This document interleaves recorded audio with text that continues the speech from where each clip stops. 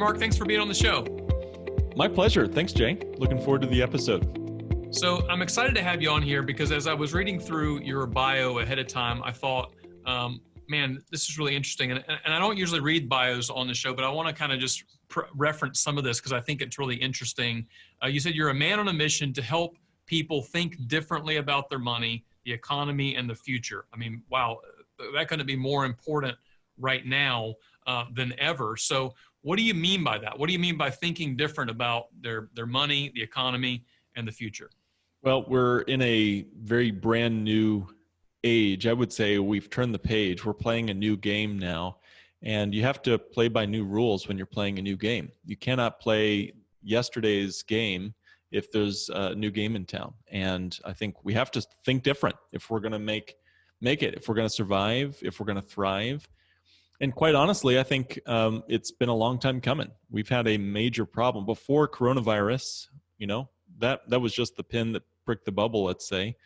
We were sick financially way before this spring.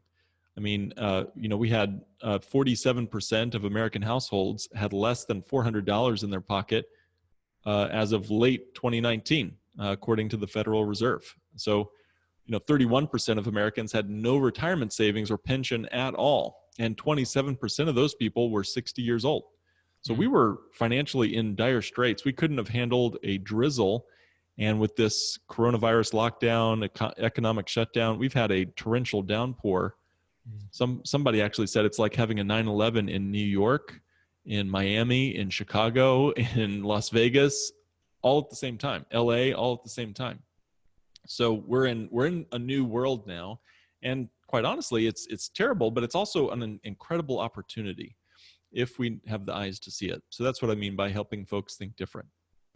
So, it's hard, I think, for some people when they hear, because I say this all the time, that, when we're in the midst of these types of scenarios, it is the greatest opportunity. That can feel insensitive, I think, for some people when they hear it, especially that there are a lot of people right now who are very scared and they just lost their job. They have somebody else really close to them that's lost their job. They have family members that are sick. They might be sick themselves. They might not be sick, but they're just scared of getting sick. There's so much fear out there. So how do we operate, and how do you operate in a place where you're able to make good decisions and find those opportunities versus operating out of a place of fear? And Jay, what a great, very mature question. And I agree with you. Someone smarter than me once told me the difference between fear and excitement is our breath on a neurological level. And so I completely agree with you, Jay. My concern and my prayers go out to people who are under the load and the burden of this coronavirus, sick themselves or financially under economic duress. There's nothing happy about that. I would say in those moments, take a moment and think long range. This podcast is called Building a Business That Lasts. I assume you meant to mean last longer than 15 minutes, right, Jay? Right. And too many businesses don't have 15 minutes worth of cash on hand. And what we need is now a moment to take stock of our financial situation. We can't always control whether we get sick or not, and we can't always control what's happening on Wall Street. But what we can control is our breath. And not to get too woo-woo here, but you can take a moment in the moment of fear and just breathe and think long range, think way past this crisis. We will survive. That's my prediction. And so we will make it through someday, somehow. The question is, who will you be and what will your business stand for after this crisis is over? That's an important question because I want to know that as a father, as a husband, and also as a businessman, like, who am I going to be? What are the principles and values? I mean, you believe very strongly in the vision, the values of the companies that are, that you work with. I want to know that I'm going to be a better version of myself as a result of this crisis. Someone once said, constraints drive innovation. Constraints drive innovation. If I'm given no constraints, I won't have a focus to be able to improve. And in some ways, under the certain perspective, Jay, this crisis can provide a constraint that will eventually yield genius, will yield innovation, and brand new opportunities and brand new market share for those who are willing to look for it. Yeah, there's just so much wisdom in all that as I think about it, starting with what you said about breath. What's so interesting is you were talking about breath. It almost subconsciously made me go, Yeah. because my brain said, oh, yeah, you do need that. Hey, let's get some oxygen. And Yeah. that sounds, like you said, it sounds kind of like woo, but like it's real. And there's so many times that we get in this heat that we're almost holding our breath, waiting for the next thing to happen. And what if we just step back a minute, took a deep breath, and realized, look, the world's still spinning. The sun still came up this morning. It's going to be okay. Yeah. And that question that you ask of like, who will I be when I get through this? What will my business stand for on the other side of this? That's a monumental question. Like that's a question people need to be asking right now. And I don't know when this podcast will actually air, but people that are watching it live, those are things that are worth thinking about. They're worth taking time to step back and wonder, like, what do I want that to be? And I love what Michael Hyatt says. He always asks this question: what needs to be true today in order for that to be true tomorrow? Oh, that's good. A really Yeah. simple question. What needs to be true today in order for that future reality to be true? And that applies to everything: fatherhood, parenting, marriage, whatever. Like, if you want a future state of this, what do you want that to be? I noticed in your bio another thing that kind of stood out to me. It said, after graduating with 6 figures of student loan debt and discovering a way to turn debt into real wealth, you watched everybody else lose retirement savings in 2008. I mean, that was a big, giant crisis that in the moment felt like we were never going to get out of it. And as of last year, people hardly even remembered what that was because we were in such prosperity as a country and really even a global economy to some extent, at least perceived prosperity. As you said, there's still a lot of overspending happening for sure. So what made you kind of pivot and figure out, okay, I got this massive debt coming out of college, which a lot of people are experiencing or about to experience or are currently in the midst of. How did you pivot out of that and figure out what to do with that debt, number one, and then how you could help other people solve similar problems? Right. It was scary. We graduated at probably the worst time to be looking for work, with, a massive student loan mortgage-like size payment. I joke and tell folks that I married 2 women in college, my beautiful wife and Sally Mae.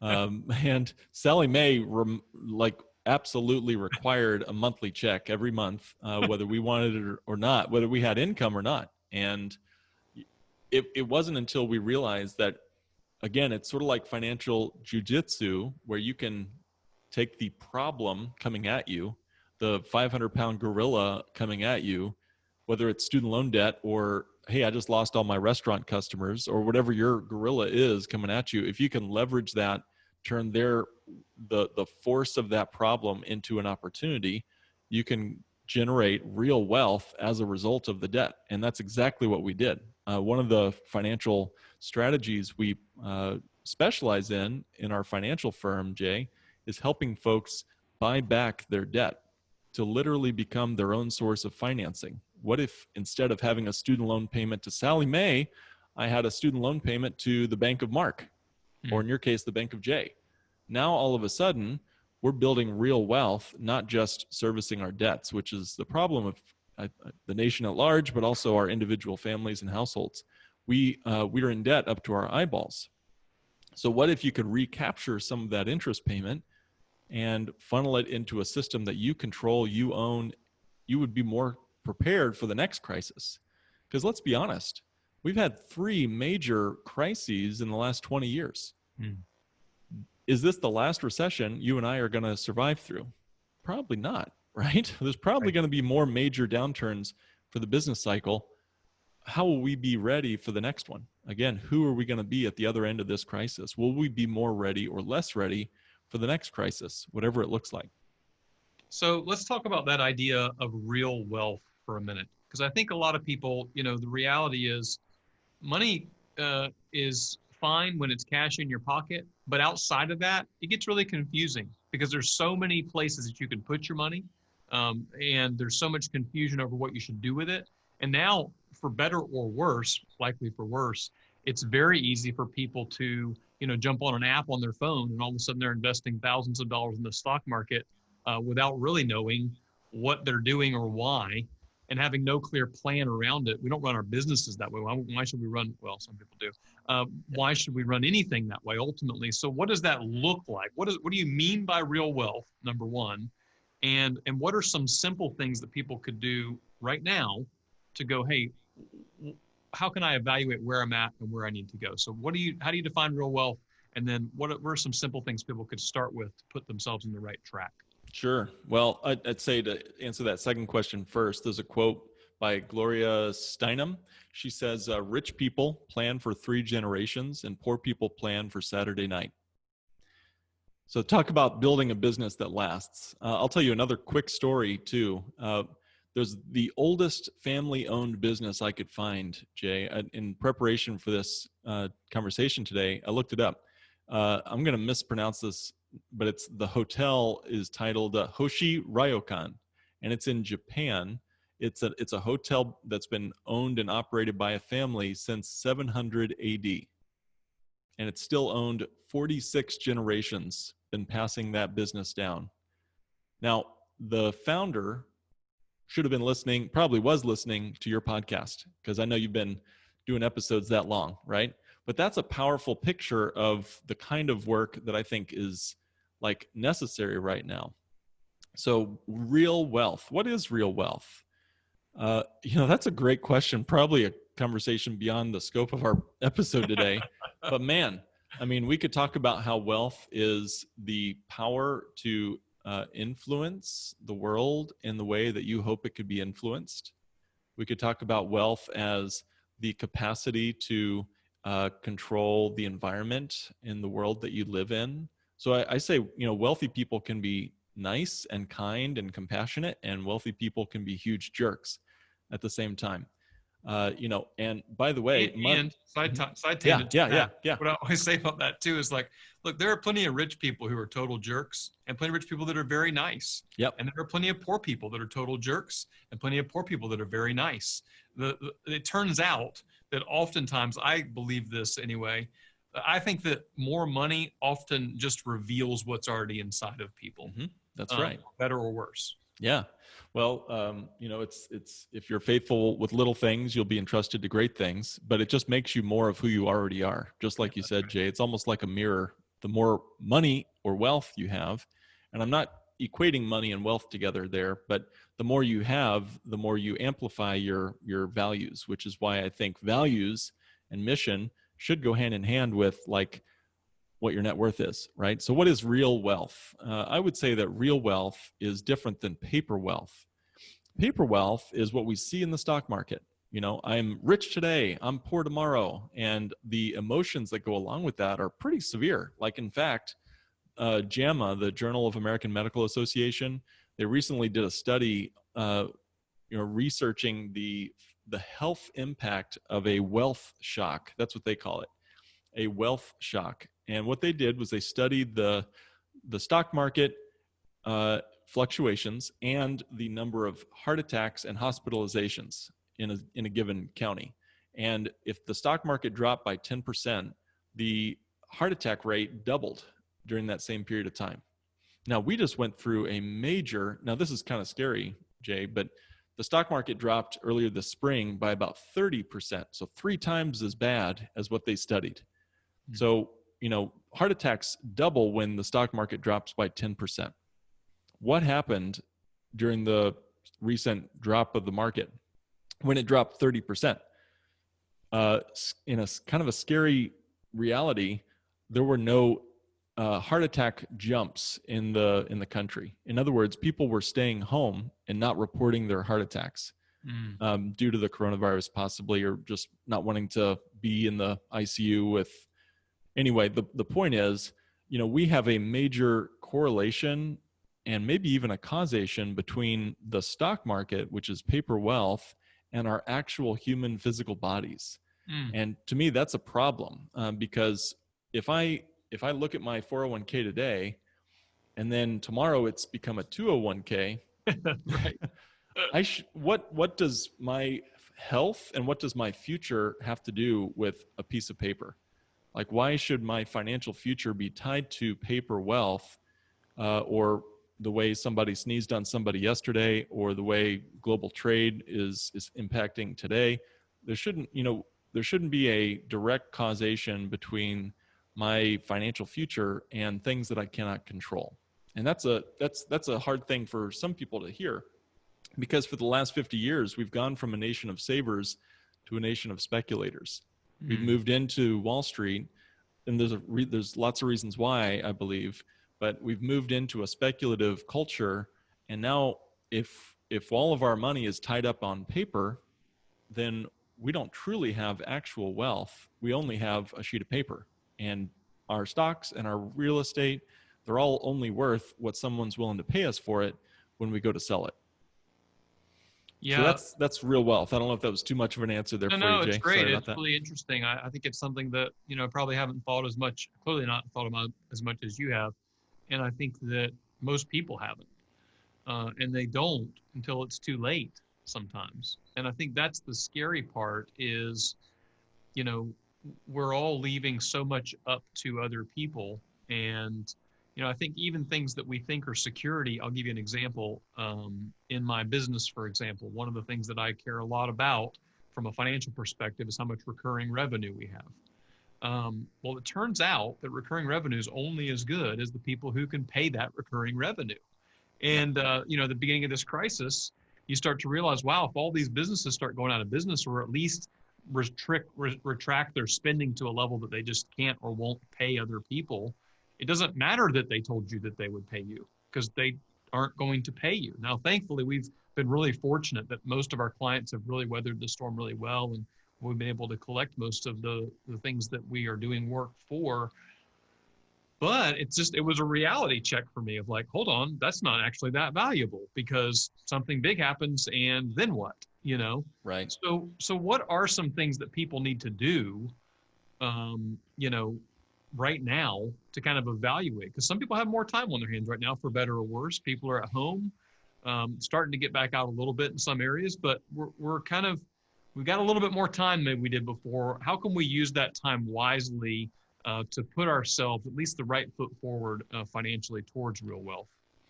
It's in these moments, like we talked about earlier, great opportunities for those that are willing to look for them, and being agile and flexible and dropping the old rules as fast as you can. It's sort of like the Titanic. When everyone got on the Titanic in Europe and they started heading toward New York, it was all about who we're going to see in New York and what sort of dinner we're going to have tonight and what sort of dress you're going to wear or tux you're going to wear. But as soon as they hit, boom, that iceberg, every second that they spent continuing to talk about all of that, their strategy, their shopping in New York, whatever, it was all a waste. And I would say, as soon as you felt that crack in our nation, our world's economy, every second that we spend playing the old game is like rearranging chairs on the Titanic, as they say. Mm-hmm. So, the first thing you could try doing is lowering your temperature. So to be financially immune, you got to do the same things if you're physically sick, right? If you feel the fever coming on, what do? Well, you try to find ways to lower your temperature and get to a place where you're in balance. And so one of the things that means on a financial statement is, what is your burn rate? What are you spending every month on your business ledger and on your family ledger? How are you able to lower that expense where you're not shoveling money to 17 different streaming services every month, right? What could you do possibly to negotiate your business's rent if you have rent?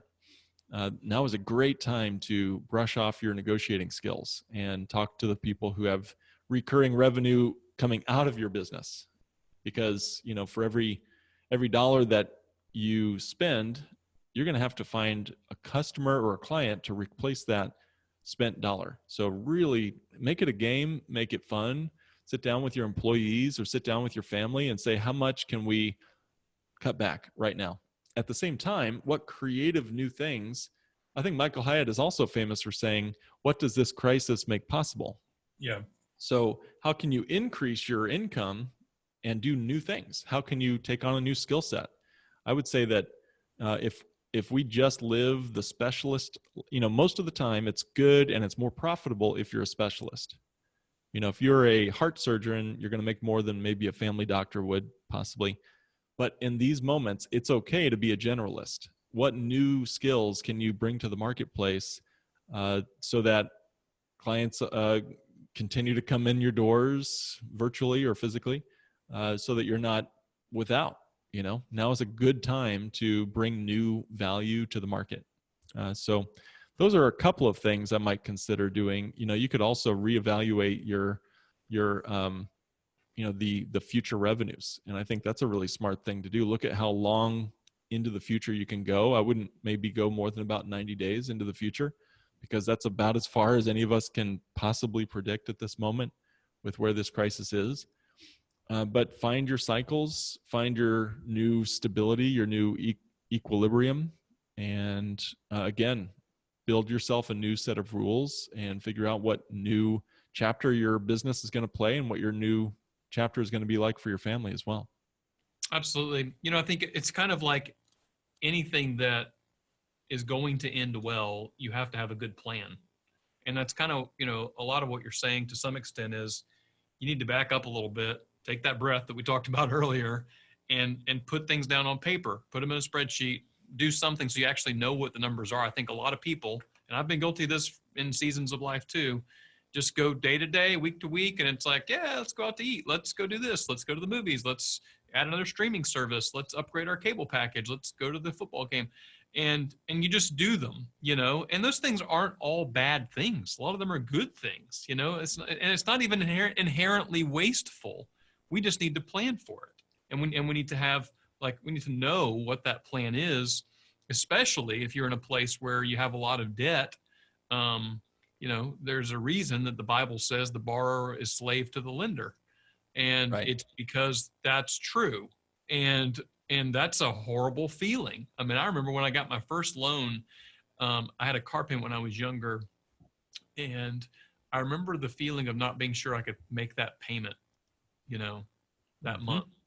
And that was just, I only had one payment. I didn't have anything else. I had one little car payment. It wasn't even that much. I think it was like $170 or something a month. And that was a horrible feeling. And a lot of people are feeling those things right now. So we got to have a strategy. We got to have a plan to get us out of that. And I think one of the things that's been interesting as you've kind of talked about this is you've kind of leaned into personal finance and wealth, and you've leaned into business finance and wealth. And to some extent, especially if we're talking to business owners, there's not a whole lot of difference anyway. Like, it's just where the money happens to end up and where the assets lie. But there's not a whole lot of difference between business wealth and personal wealth, depending on the circumstance. You're right. Well, and I want to kind of paint a picture quickly here. It's sort of hopefully a helpful metaphor. If you think about your financial life like an airplane, all airplanes fly through the air. I mean, no airplane flies in a vacuum. So the airplane lifts off. It's got to fly through the air, the environment, right?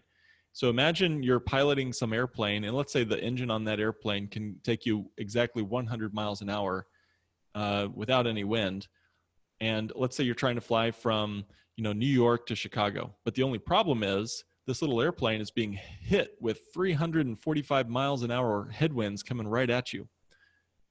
What's going to happen?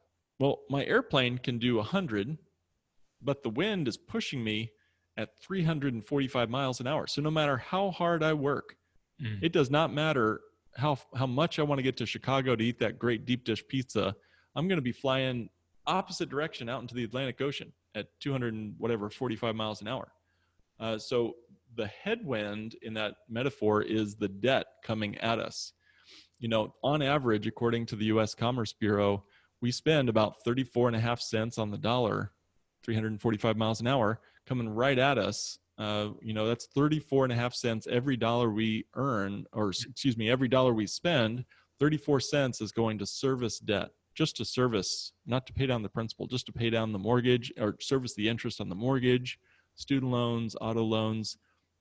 So again, no matter how hard our little airplane might try, we're going to be moving with a headwind pushing us out into the ocean. Now, most people think that if we can just get rid of the headwind, we'll be fine. I mean, the only solution to that problem is just land your plane in New York and wait, right? Wait for the wind to die down, and then wait for no wind, and then you can fly at exactly 100 miles an hour to Chicago, which is great. And most people think that's as good as it gets. The best I can ever do is be debt-free.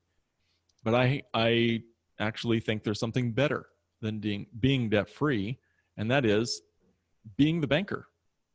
Imagine the airplane now has a tailwind of 345 miles an hour pushing that little airplane. Your wind is pushing you at 345. Your airplane itself can do another 100 miles an hour.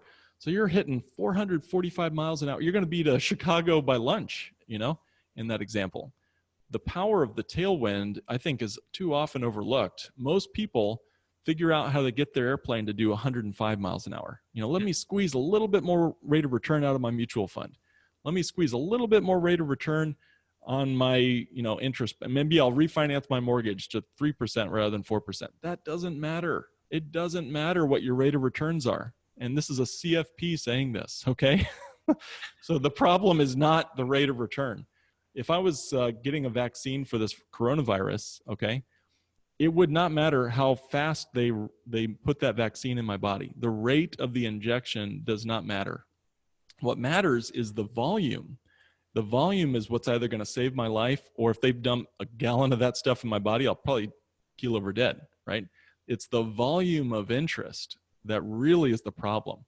And it's also the solution. If I can pay myself all the interest and debt payments, if you'd been able to pay yourself $170 a month for that car loan, would that have been, and multiply that now by our mortgage payments, our student loan payments, our credit cards, our car loans, everything else our business needs, our lines of credit to our business. If we can be a line of credit for ourselves, just think of how easy it'll be to win in the next economic downturn.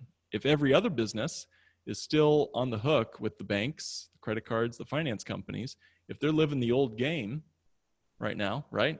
If they're still playing the old game where they're in debt up to their eyeballs, or even worse, they're just living as if paying cash is always the answer, then they're going to play the old game and they'll lose. You'll have the tailwind to push you faster and farther than any of your competitors can go.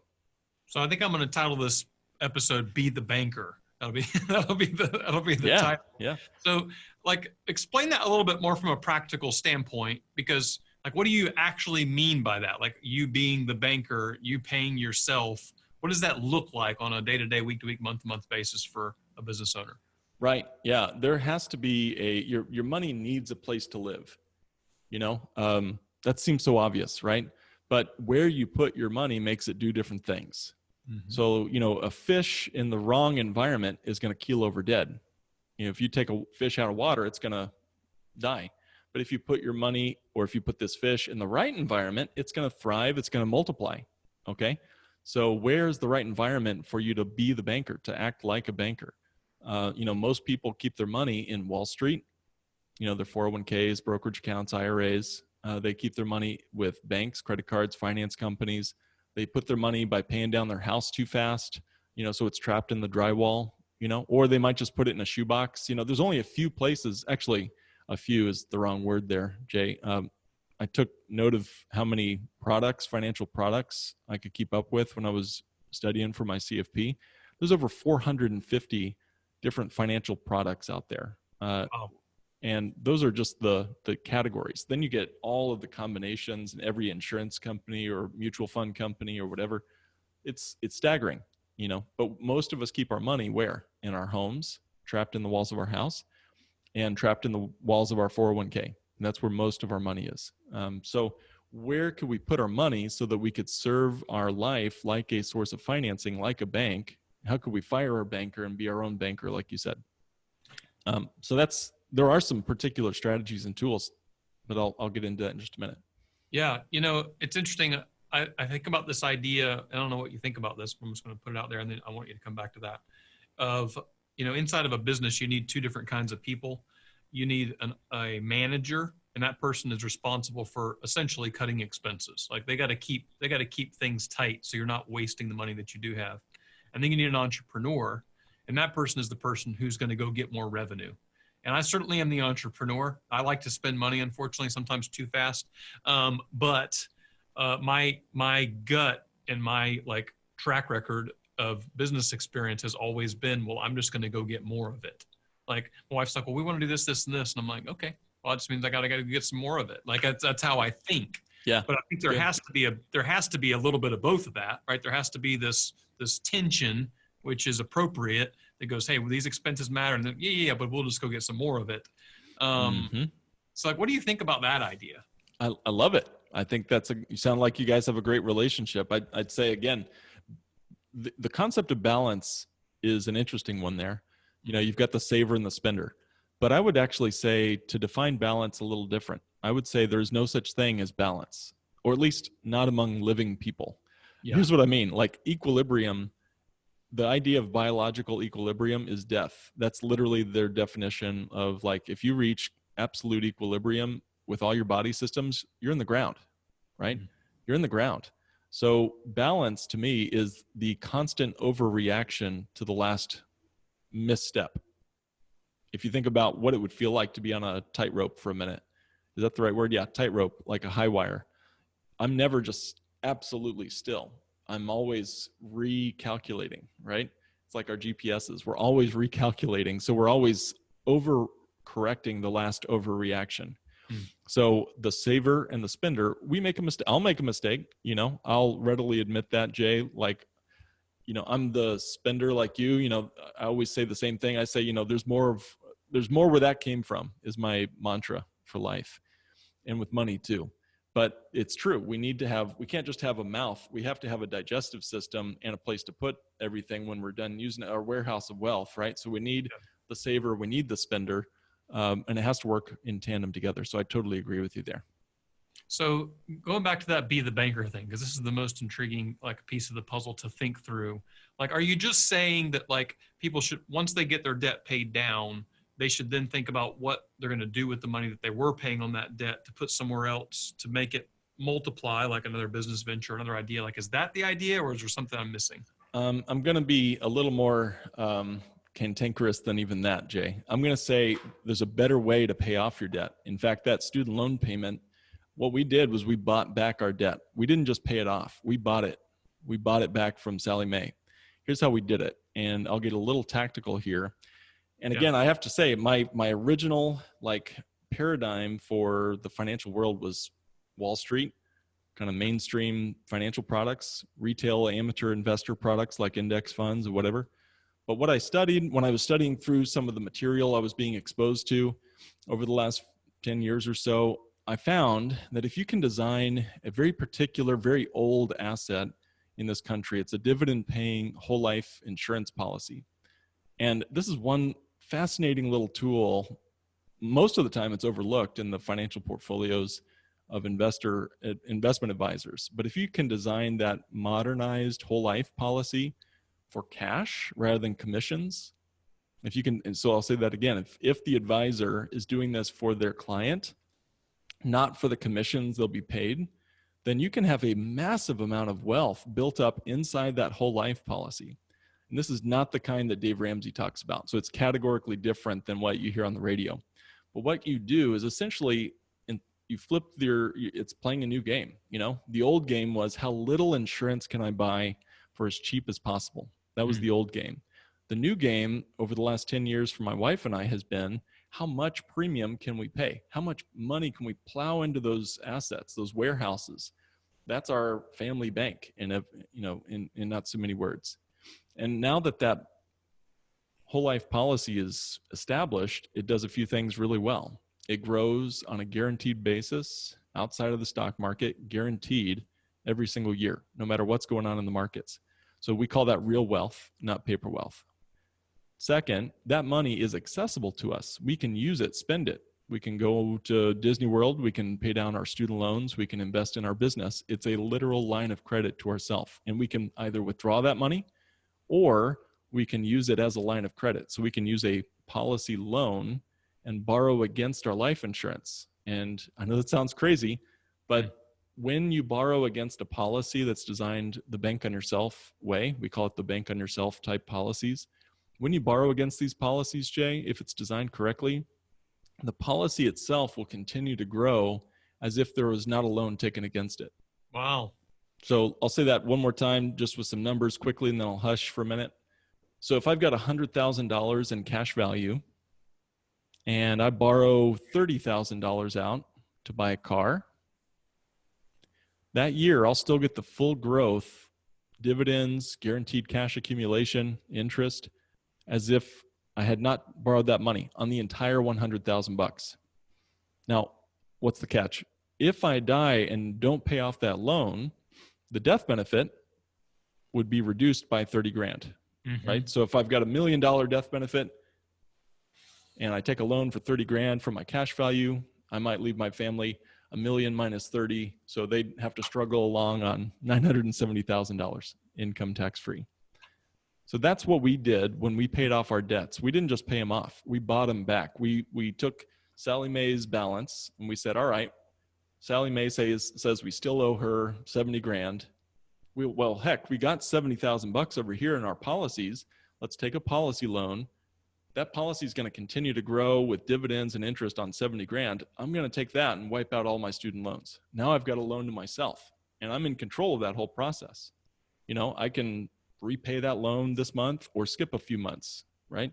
Now I control the airplane. Now I've got the wind at my back. So that's how we did it on a tactical basis. Yeah, I have never ever heard that idea. That's very interesting. I didn't even know you could take a loan against a policy like that. That's how do you even get that? Like, how do you get that loan? Who does that? Does the bank do it? Does the financial planner do it? Who executes all that? Yeah, good question. So there's two types of life insurance out there. There's term insurance, which is just death benefit. You're just renting a life insurance policy. And then there's cash value life insurance or whole life insurance, as the kind we recommend. And whole life insurance has an equity to it. It's almost like owning your house. You know, when you rent an apartment, there's no equity. You can't borrow against your apartment. When you have a house, you're building equity. And just like that, a whole life policy has equity. So it's before you die, you got cash. That's the cash value. That's the equity of the policy. So loans are actually done with the life insurance company. You go online, like just the other day, we took a policy loan to pay for some of our taxes that were due this year. And I borrowed from my policy. It took me about 2 minutes to log in, click on this button, click on that button. And about 5 days later, it was directly deposited from the life insurance company into my checking account. And we pay the taxes, whatever. And then over the course of the next year, we'll repay that loan on our schedule. You know, we're the banker here. We're in control of that process so that we have that money ready to go again for next year's taxes. So I've heard a lot of people talk a lot of trash about whole life insurance. So, and I don't even know enough to be able to talk about it, to be honest. But like, counter that a little bit. Like those people that are saying, "Hey, whole life is garbage. It's a waste of money. It's not a good investment." I've heard that, you know, from people I actually like and trust. So, like, what's the counter to that? What's your response to them? Yeah, I would be among those. 10 years ago, you know, I first heard about this and my brow got really low and I kind of crossed my arms and I said, but Dave Ramsey says, and I would dot. And I would say, and then someone came to me with this concept. It was a professor of mine from my college. He had no financial interest in telling me about it except just to help us out. And he said, Mark, he looked at me in the eyes and he said, Mark, is it possible that Dave Ramsey could be wrong about something? And I had the deer in the headlights look like I've got right now. And I said, but, you know, in my mind, I'm like, no, he can't be wrong. And then I realized I was not thinking critically. I had not done my own homework. So to answer your question, old-fashioned whole life insurance, which has been around for 200 years, has exclusively been about the death benefit. And the kind that Susie Orman and Dave Ramsey talk about have all of the money going to the death benefit. Again, we flipped the switch. We play a new game now. There is still a death benefit, but we shrunk it down to tame it, to get the expenses and the commissions out. so that most of your money, your premium going into the policy, is flooding into the equity Mm. of the policy, the cash value. That's the most fun part of the policy, in my opinion. It's not a good fit for everybody. So, the people this won't work for are people who are really desperately still seeking after double-digit rate of returns in the stock market. You're going to be bored to tears with whole life insurance. Whole life insurance over time might have a middle single digits return, 4 or 6%, somewhere in there. That's an after-tax return, meaning that's pretty cool.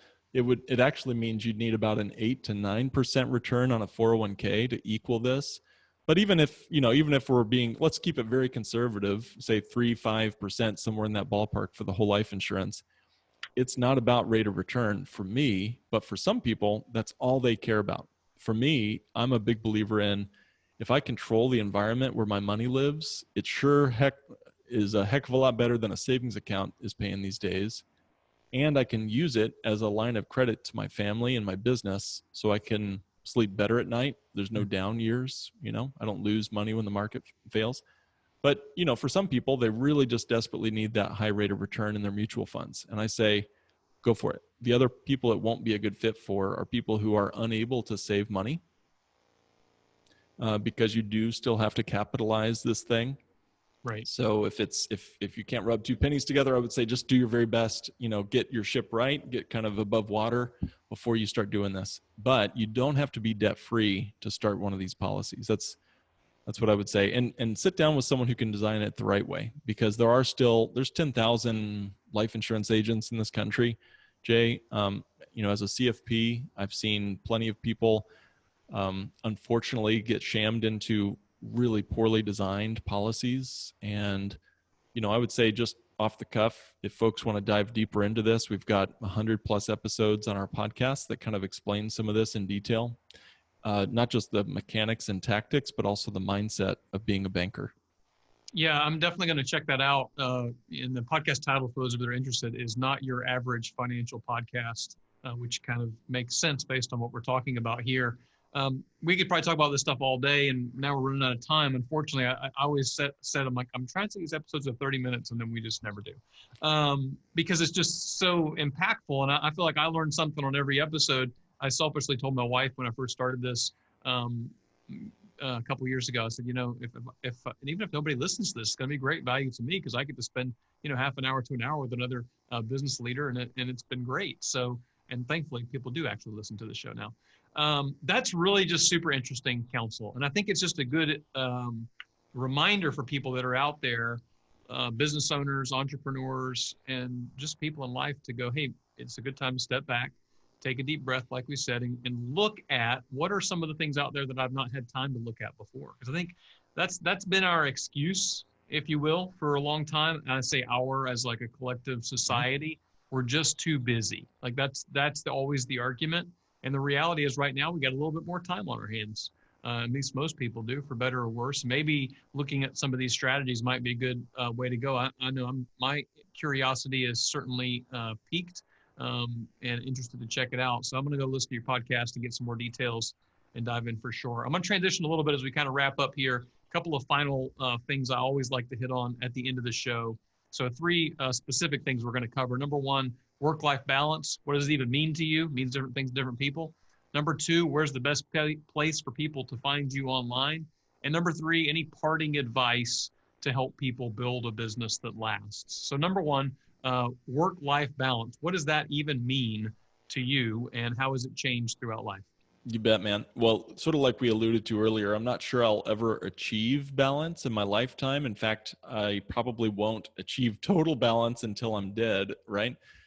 So I do think it's important to intentionally carve out sections of my life in my week where I'm doing no phones, no laptops, where I'm all about who's in the room with me. And most of the time, that's my wife and my daughter and my friends. When we can hang out with our friends again after this lockdown is over. I do think that overcorrecting the last impulse is basically human nature. And we just have to, I believe I have to just sort of accept that I'll always be overcorrecting the last overreaction. And that's what balance is. I would say that the important thing is to find not balance, but abundance in all areas of life. I shouldn't have to sacrifice my family for my business. I shouldn't have to necessarily sacrifice success in business to keep important relationships. It's possible to find all. And I think, like we've been talking about, there's always more. There's always more where that came from. So that's partly how I understand balance, where I'm always recalibrating and always finding new regular rhythms to get my way back to the center, seeking spiritual growth, journaling, quality time, social friendships that have nothing to do with work. That's the abundant life I want. I don't want the worst word I can have on my headstone is the word potential, right? He had such potential. I want to be able to actualize that potential throughout life. I love that. Yeah. I love that idea of finding abundance over balance. And I also think it's good, and I think this is what you meant by it, but I just want to clarify. When you say something like, there's always more, what I always tell people in some of those instances too is more doesn't necessarily mean, more stuff, more money, more things. It might mean more rest. It might mean more peace. It might mean more friendships. It might mean better relationships. And I also really, really believe, and I always kind of like to round this out in this conversation, is that means something different to everybody. And that's okay. Some people, like for me, one of my standards is, whenever possible, most of the time, I want to be at home for dinner with my wife and kids. It doesn't happen every single night, but because that's a standard for me, anything else that interferes with that standard has to hit a high bar. And if it doesn't, people are like, hey, you got to come to this event. If you would come to these evening events, this and this, you could double your business. I'm like, I don't care. That's not where my bar is. Yep. But if that's where yours is, that's fine. And, you do you. That's right. Yep. Well, that's right. The idea of finding abundance over balance. That's really good. That I think you and I are in agreement there, big time. At the end of my life, I want to be the kind of person that other people are glad to be around. I mean, that's ultimately what it's all about for me. And net worth, whatever. That's the secondary. But, truth is, having a little money makes things a little bit more fun sometimes. That's right. So that too, and having good strategies and counsel around that has been really helpful. So thanks for your insights today. Mark, where is the best place for people to find you online? Check us out. If you want to date me first, you can go to notyouraverageFinancialPodcast.com. We do have a little button there that says request a meeting. And if you want to just chat with me or one of my colleagues for 10, 15 minutes to answer any other questions about this strategy or any other strategy, it's not all we do, but it's one of the big ones that I think, swings the big doors in our financial life, this idea of being your own source of financing. So it's notyouraverageFinancialPodcast.com. Awesome. Mark, thanks so much. Last parting thoughts. If you're talking to another entrepreneur who wants to build a business that lasts, what do you want to leave them with today? Yeah, you don't have to chase rate of return. You can weather the storms of your economic life, your boom cycles, your bust cycles. When you have a consistent, predictable, guaranteed line of credit to yourself, everything else becomes easier. It's that old quote, what's the one thing I can do with my money such that by doing it, everything else becomes easier or unnecessary. And, you've only got a few places to put your money. So where is it going to go so that it does everything you want it to do in your life? That's really good. Something that's going to make me think for the rest of the afternoon, I'm sure. Mark, thanks so much for being on the podcast today. It's been a pleasure, and I think your insights are going to be really valuable for people. Likewise, Jay. Thanks for having me on the show. Hey, I hope this video has helped you with some tips and ideas to build a business that lasts. Make sure you subscribe to our channel so that you don't miss out on the next videos that we roll out. And more importantly, for some awesome free resources, head over to our website at buildingabusinessthatlasts.com. You can get a free copy of my book there where I tell you how I have built an agency that's grown year over year for the last 20 years in a row. So go grab that, buildingabusinessthatlasts.com, and make sure to subscribe to our channel. Thanks. We'll see you soon.